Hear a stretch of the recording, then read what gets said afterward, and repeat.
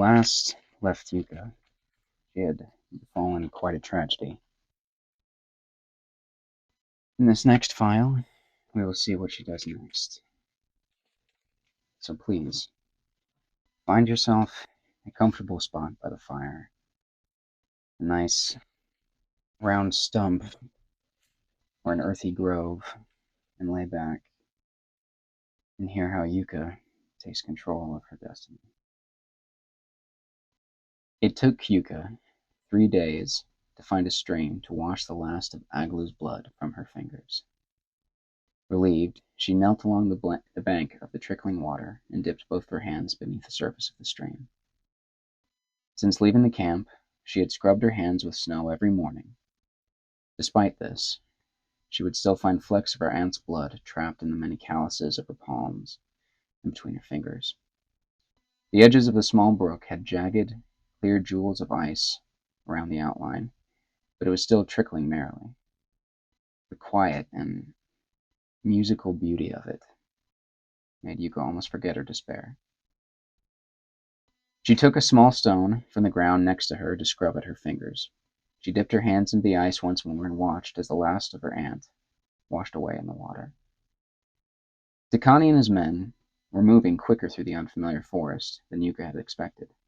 She spent the last 2 days following the war party of oarsmen up a steep hill, through a thick grove of duskwood trees, and over a small cliff face that led to the wider forested expanse. The cliff face had been dangerously wet from melting snow in the afternoon sun, and had taken Yuka longer to climb than she had wanted.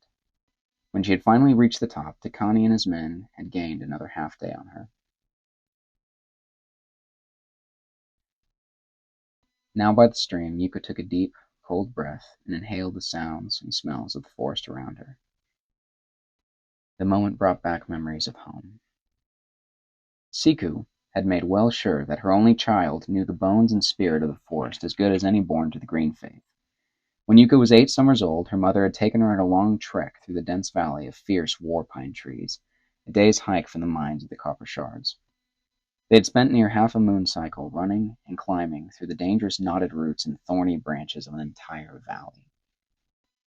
In those trees, Yuka had seen a mountain cat tear into a family of rock goats, watched quietly as she watched a herd of wild jaka make their way south past their camp, and spent her first misty night of her life dancing to the song of the green spirit as it blew through unfamiliar trees. Siku had taught Yuka what to avoid, what to eat, what to listen for, what to smell for, when to run, and what to kill. She had also begun teaching Yuka how to survive and fight with her arms and legs, how to use the terrain in a fight, how to use battle with the green spirits' land, how to climb, how to track, and Yuka's favorite, how to hide. Those days in the forest had been a rebirth for Yuka. They were a lesson in what it felt like to be a green woman of the oak head. Here, in this strange northern forest she now occupied, Yuka knew that she would have been long dead by now, without her mother's help. Most of Aglu's oarsmen were born to the forested lands of the crags and knew how to trek through trees without leaving much trail. But a band of lumbering and muscular, burly oarsmen could hardly hide their presence entirely. Takani and his men seemed to be keeping to the thickest parts of the trees, where they were out of the wind and there was less snow on the ground. There were broken twigs and snapped branches aplenty to gauge her direction. Yuka took a moment to look around her newfound stream. The morning was quiet and whispering all around. She unlooped her arms from her pack and set the heavy load on the snowy ground next to her. Kneeling close to the water, she cupped her hands and drank deeply several times. After 3 days of continuously packing her water skin with handfuls of fallen snow, it was good to drink from a pure source for once. Her stomach gave a loud rumble. It was so loud that Yuka thought she had heard the morning birds in the branches above cackle in response to her. She took out a handful of the dried berries she had made off with from the camp in the early morning of her trek, and ripped a small hunk of kelfish from her meager store. She ate all of it in a matter of seconds. The cold was bearable to Yuka. The fierceness of winter was not yet fully brought to this part of Yoket, and she knew how to keep herself mostly out of the worst of the wind in the forest. But she knew by the look of her store that she only had about 2 days of food left, maybe 3. I will need Takani soon, she thought to herself. Yuka looked down at the long lurker bone totem, formerly of her aunt, sticking out of her pack. The totem had been carved to represent the most daring of Aglu's adventures and the legacy of her crew. It marked her as the mighty war chief she had been.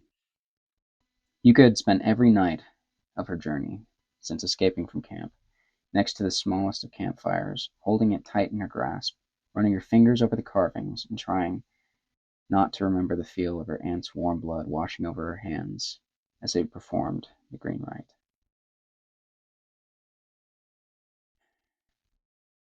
During these last few days, she would traverse the forest for hours and not think of the look in her aunt's eyes as she died. Then the reality of Aglu's death would hit her like a falling tree, and she would spend more hours wiping away frozen tears as she journeyed. Yuka knelt there on the bank of the small brook, willing herself to not fall into despair.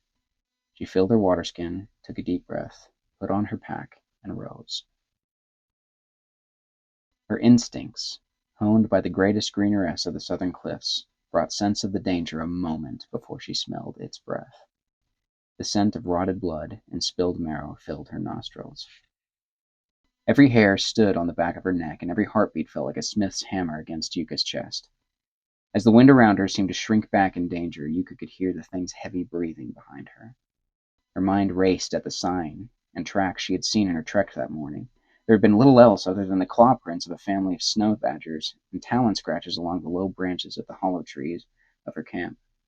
She had seen nothing big, no gouge marks in the rock or snow, and no claw prints in the few patches of frozen mud she had passed. Yuka was reminded darkly of just how far these trees were from the home she knew. She heard a low, mumbling growl. Yuka was reminded of one of the nights in the war pine trees when her mother had told her of the dark creatures in the northern forests. A horrible sinking feeling set into her belly. She thought to herself, a fell. Yuka dove forward. The torrent of sound that roared around her shook her very skull as she careened headfirst into the water. All was quiet and fiercely cold for a moment, but Yuka felt something heavy and hard rake across her back. The arm loops in her pack ripped her bodily back for a moment, but it gave way. The pack was torn entirely from her and thrown somewhere she did not see. Yuka felt her whole body immerse underwater and felt her knees and elbows quickly hit hard mud at the bottom of the shallow brook.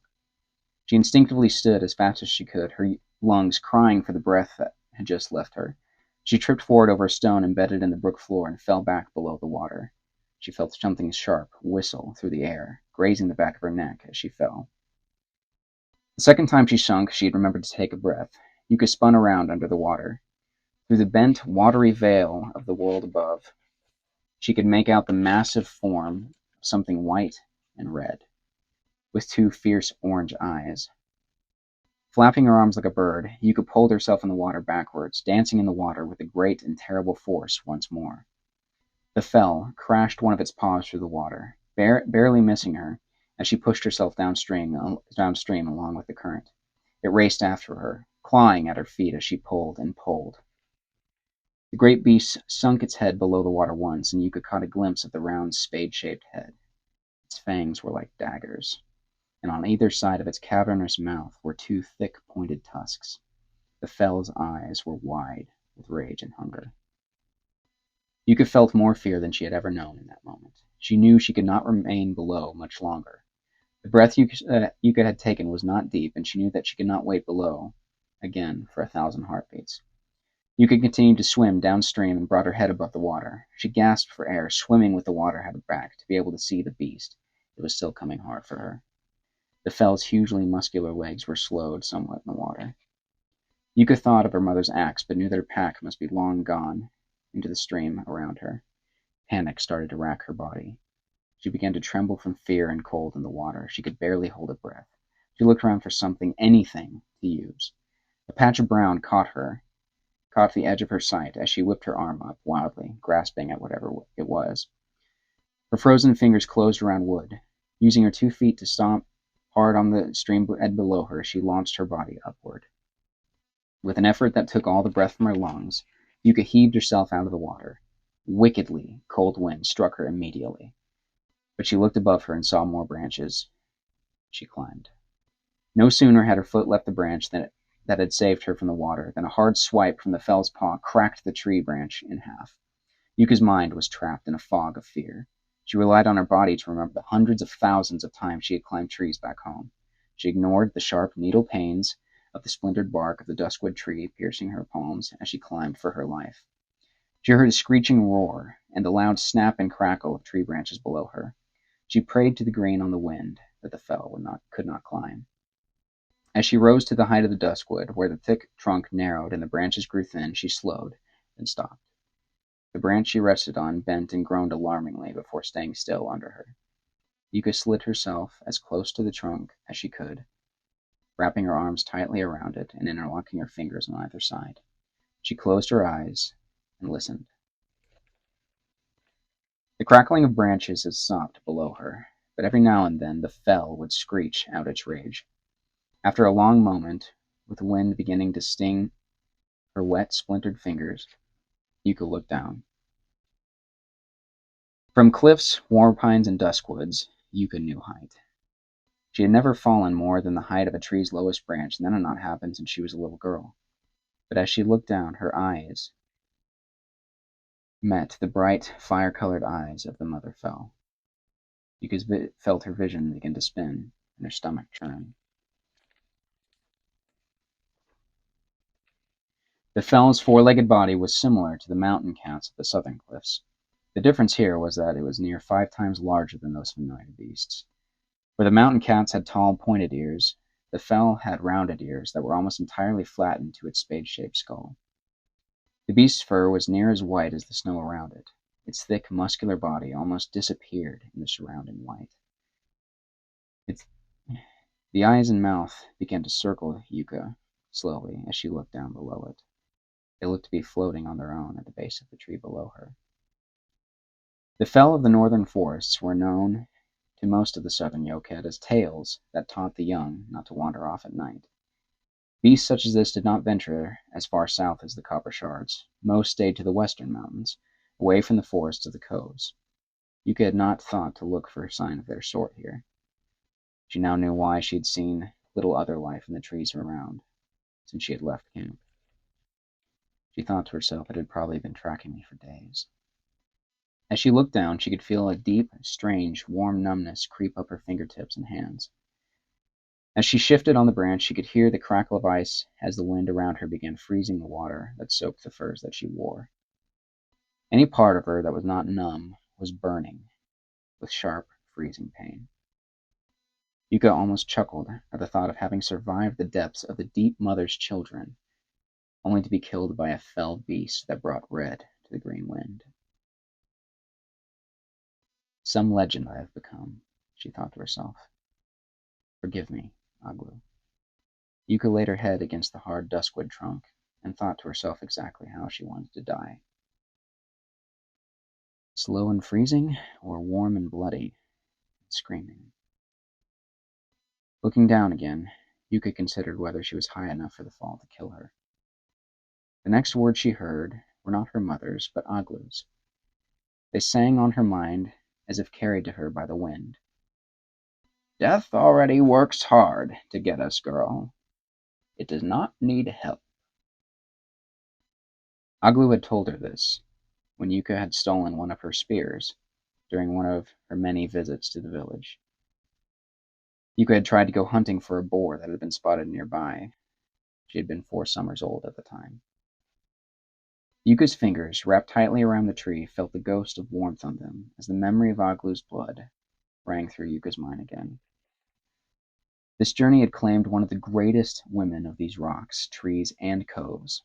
Aglu had given all just to transport an old woman to a meeting in Tungiok. Yuka thought very hard. Will I let myself be lost to these unfamiliar trees? Her fingers gripped the wood she clung to harder. I am a god rider.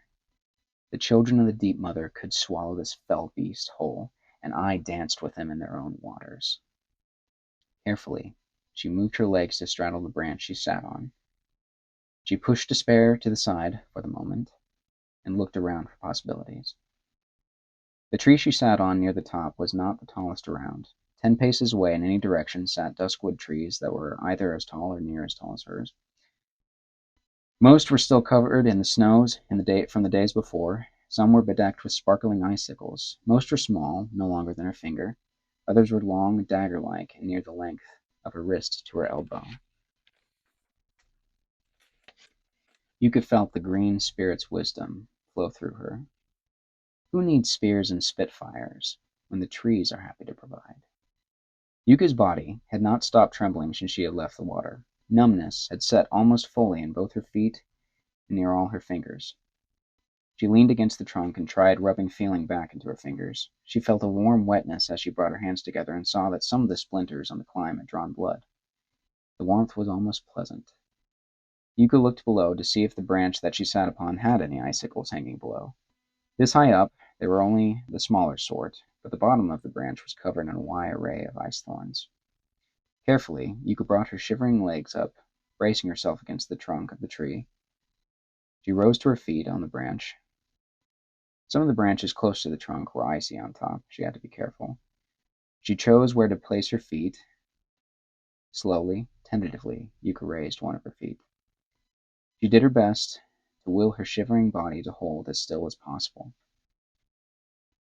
With as much force as she could muster, she slammed her foot down upon the branch that she stood on. Everything shook under her. The vibrations below her almost made her lose her footing. Yuka felt her fingertips dig into the trunk she held fast to. Silence followed this first attempt. Yuka's heart sank. After a moment, though, she heard a series of twinkling creaks and cracks, sounding almost musical on the wind around her. They were followed with a shattering, high-pitched crash as snow and sharpened ice fell alike from below her branch, careening to the world below.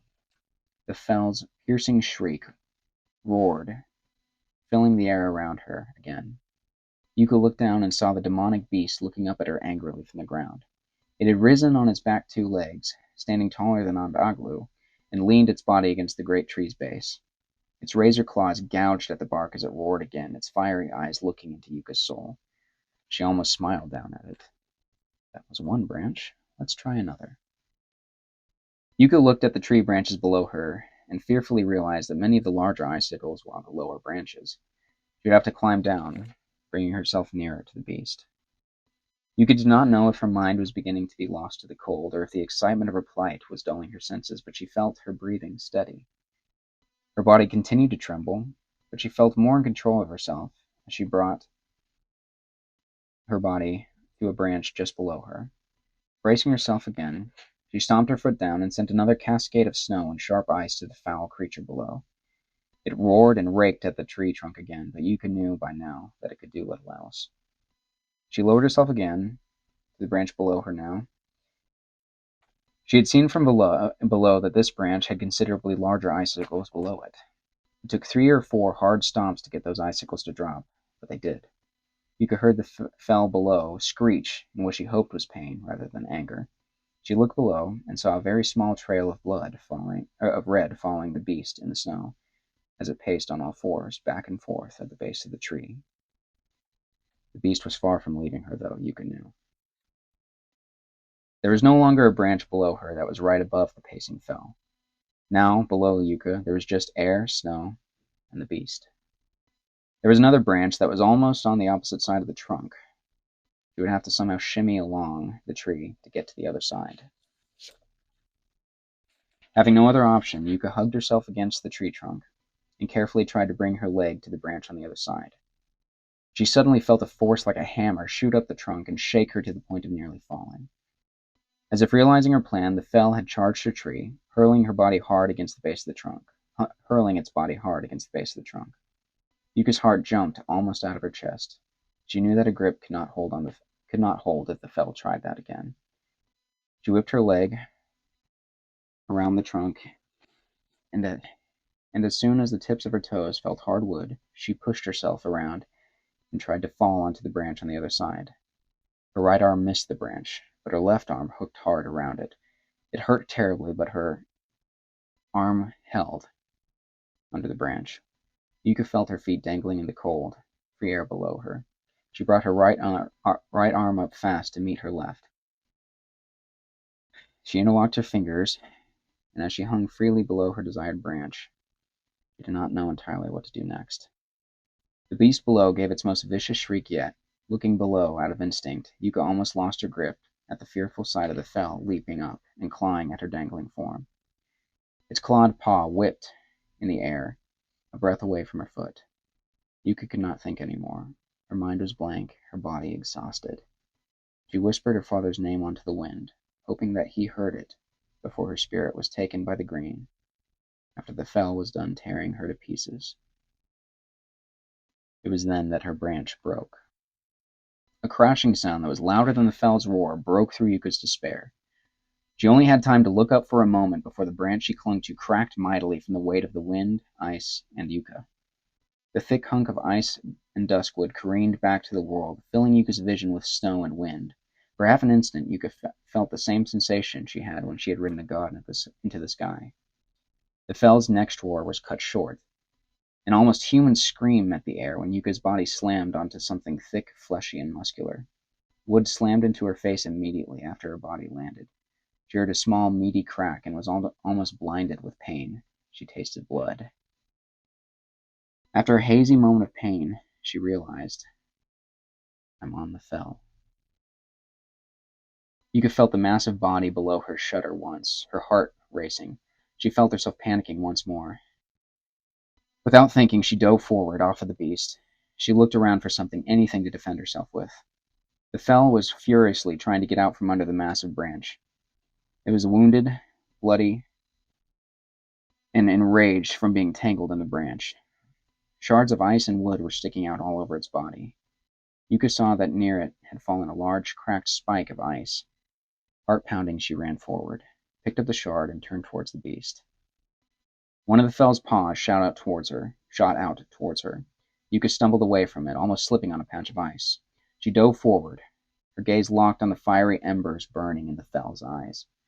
A war cry erupted from Yuka as she rammed the ice deep into one of the fell's eyes. She pushed with all her weight, fear, and rage behind her.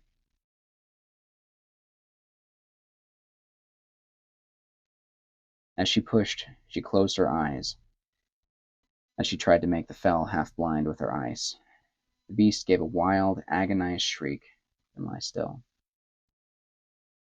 Yuka's eyes remained closed. She breathed in the sickly smell of matted fur and blood.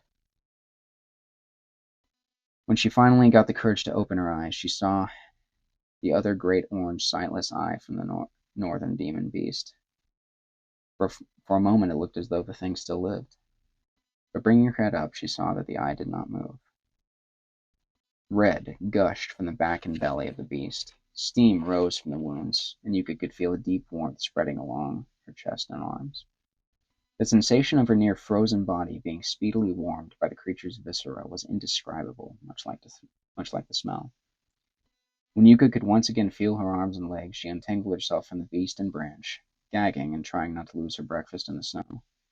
She rose to her feet and looked upon the dead fell.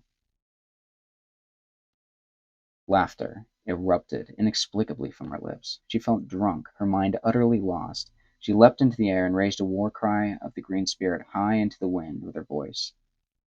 She did not know how long she danced and whooped and yelled her thanks to the green. It was only when she heard two metallic clicks that she stopped and turned. Before her was a sight like out of a dream. A very tall, old man, with a beard longer than any man she had ever seen, stood before her.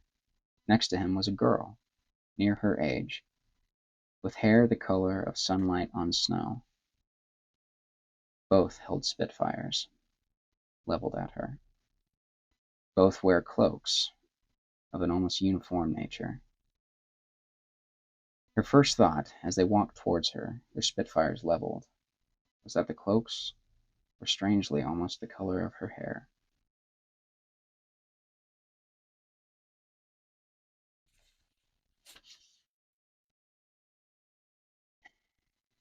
And now with the strange new development, we will see about these newcomers into Yuka's path. Tune in again to listen to what happens to Yuka, Takani, and the people of Yoked.